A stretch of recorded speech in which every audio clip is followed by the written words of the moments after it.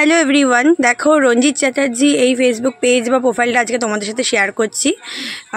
রঞ্জিত দাদার পূজা দিদির মেয়ে পৃথিবীতে সুস্থ অবস্থায় এসেছিলো, কিন্তু ধীরে ধীরে একটা বাচ্চা কীভাবে অসুস্থ হয়ে উঠছে সেটাই আজকে তোমাদের এই ভিডিওতে আমি দেখাবো। তোমরা প্লিজ স্কিপ করবে না, কারণ তোমাদের আমি বলছি না কোনো টাকা পয়সা দিয়ে হেল্প করতে। তোমরা জাস্ট ভিডিওটা দেখো একটু সময় বের করে, এইটুকুনি তোমরা করতেই পারো, তাই না, একটা বাচ্চার জন্য।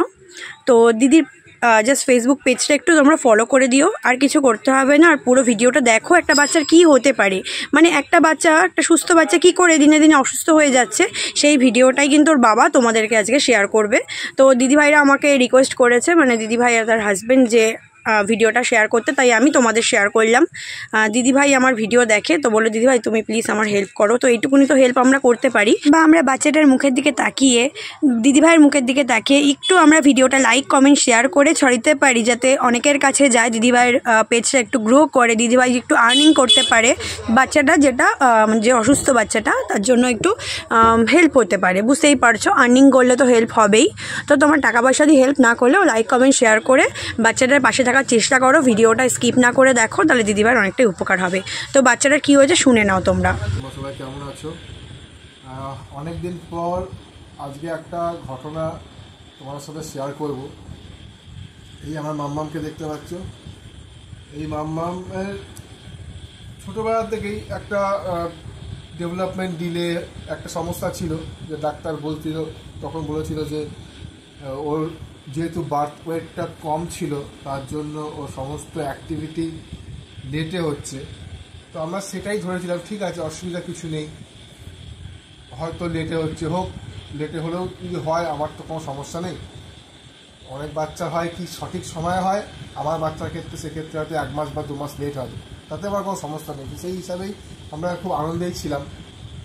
তো যত দিন যেতে থাকছে তত ও যা অ্যাক্টিভিটিগুলো আগে করতো সেগুলো আস্তে আস্তে দেখছি মানে ব্যাকের দিকে চলে যাচ্ছে, মানে সেটা ভুলে যাওয়া বা আর এগোতে না পাওয়া, সেদিকে চলে যাচ্ছে।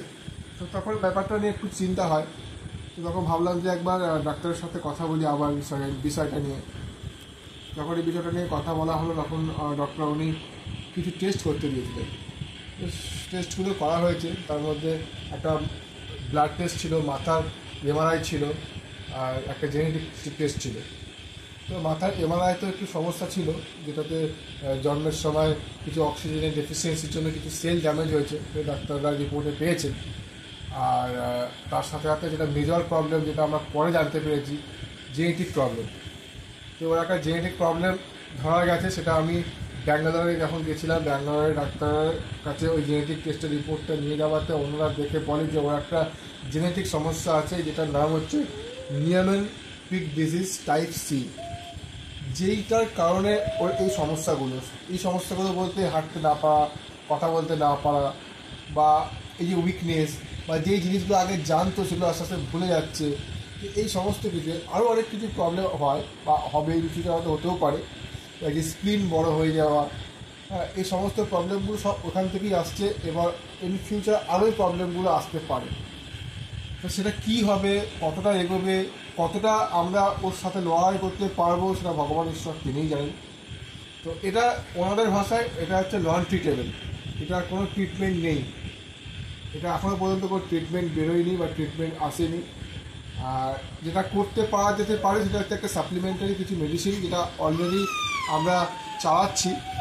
আর তার সাথে ফিজিওথেরাপি, ফিজ থেরাপি, অকুপেশনাল থেরাপি, এইসব। ফিজিওথেরাপি, ফিজ থেরাপিটা আমি করাচ্ছি এখানে আমার বাড়ির সামনে, আমার বাড়ির মগরা পশ্চিম শেখপাড়াতে। তো এখানেই আমি ফিজিওথেরাপিটা করাচ্ছি, কারণ আমার পক্ষে তো সবসময় কলকাতায় গিয়ে করানো সম্ভব না। তো দেখা যাক এই সমস্ত কিছু করে কতটা আমি কী লড়াই করতে পারি, সেটা ভগবান জানে, কী করতে পারবো কী করতে পারবো না। কিন্তু রেজাল্ট যেটা হচ্ছে সেটা হচ্ছে, যত দিন যাচ্ছে তত আস্তে আস্তে জিনিসগুলো ভুলে যাচ্ছে, অ্যাক্টিভিটিগুলো আস্তে আস্তে ভুলে যাচ্ছে। তো জানি না আমাদের কপালে কী আছে, ভগবান কী আমাদের জন্য লিখে রেখেছে। তো আমি তারপরে অন্য একজন ডক্টরের সাথে আলোচনা করেছিলাম, নিজেও একটু নেটে ঘাটাঘাটি করে দেখেছিলাম যে এই রোগের সত্যি কোনো ওষুধ নেই, কিন্তু একটা ওষুধ আছে যেটা এই রোগটাকে পুরোপুরি কিওর করতে হয়তো পারবে না, যেটা রোগটাকে দমিয়ে রাখতে পারবে। সেটার নাম হচ্ছে মিগলুস্ট্যাট বলে, যেটা খুব রেয়ার ডিজিজ যেহেতু এটা, সেই জন্য এই মেডিসিনটার প্রাইসও প্রচণ্ড হাই। এটা আমি অনলাইন থেকে যেটা চেক করে রেখেছিলাম, এই ওষুধটা একটা স্ট্রিপের দাম হচ্ছে 13,300 টাকা, যেটা একটা স্ট্রিপে 10টা করে থাকে, আর যেটা সারাদিনে 2টো করে খাওয়াতে হবে। অতএব মাসে আমার প্রায় 6টা মতো স্ট্রিপ লাগবে, যেটা মান্থলি কস্ট প্রায় 80,000 টাকার কাছাকাছি, যেটা আমাদের মধ্যবিত্ত পরিবারে কখনোই সম্ভব না। যেটা আমি হয়তো ওই ট্রিটমেন্টে যেতে পারবো না, আর তাও যেতে পারতাম যদি এটা আমার ওয়ান টাইম বা 6 মাস খাওয়ালেই ঠিক হয়ে যাবে এটা যদি জানতাম, তাহলে আমি যে কোনো প্রকারে এই টাকা জোগাড় করে আমি ওষুধটা খাওয়াতাম বা করতাম। কিন্তু এটা লাইফ লং চালাতে হবে, যেটা আমার পক্ষে সম্ভব না, আমাদের মধ্যবিত্ত পরিবারে আমার মনে হয় কারোর পক্ষেই সম্ভব না। তো ওইটাকে আমরা এখন বাদের খাতাতেই রেখেছি। বাদের খাতায় রেখে যে মেডিসিনগুলো এখন বর্তমানে সাপ্লিমেন্টারি দিয়েছে সেইটা ওপর দিয়েই, আর তার সাথে সাথে যে ফিজিওথেরাপি চলছে, এই সমস্ত কিছুর ওপর দিয়েই এখন লড়াই করে যাচ্ছি। জানি না রেজাল্ট কী দাঁড়াবে, তবে চেষ্টা করে আমি আমার শেষ চেষ্টাটুকু চালিয়ে যাবো, যতটা আমার পক্ষে সম্ভব আমি চালিয়ে যাবো। তোমাদের কাছে এটাই আমার অশেষ রিকোয়েস্ট, বা তোমাদের কাছে আমার আবেদন বলো বা যাই বলো না কেন, তোমরা আমার মেয়েটাকে একটু আশীর্বাদ করো। তোমাদেরকে অনুরোধ করছি আমার মেয়েটাকে আশীর্বাদ করো, হয়তো তোমাদের সকলের আশীর্বাদে